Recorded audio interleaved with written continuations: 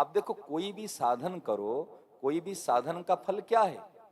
संदेह रहित हो जाना और निराश नहीं होना, ये साधन की सिद्धि है।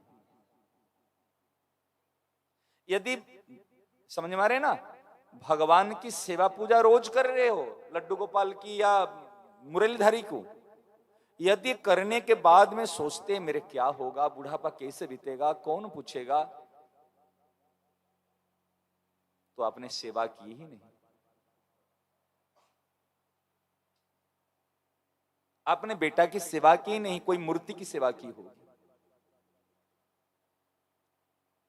बहुत गहरी बात, देखो बात तो ध्यान देना। आप संदेह रहित हो जाना और कभी निराश नहीं होना, ये साधन की सिद्धि है।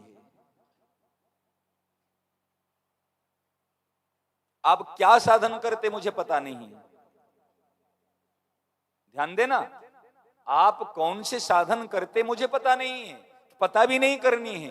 मैं पूछता हूं, संदेह तो नहीं है ना, निराश तो नहीं हो रहे ना? क्या पप्पू जी ध्यान देना, निराश तो नहीं है ना, संदेह तो नहीं है ना, शांति है तो मार्ग सही है। तीन बात को ध्यान देना, शांति है, निश्चिंतता है, कोई संदेह नहीं है और कभी निराश नहीं है, तो मार्ग सही है।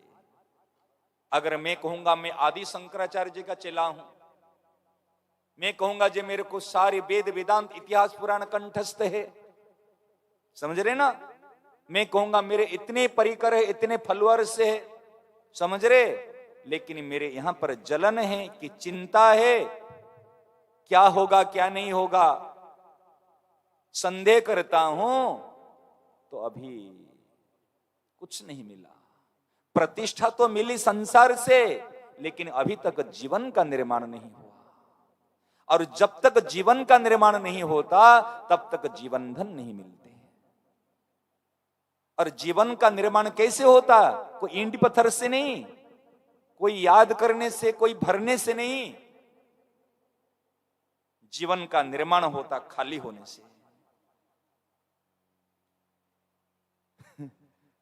जीवन का निर्माण होता है खाली होने से, और जीवन का निर्माण होता है आश्रय लेने से।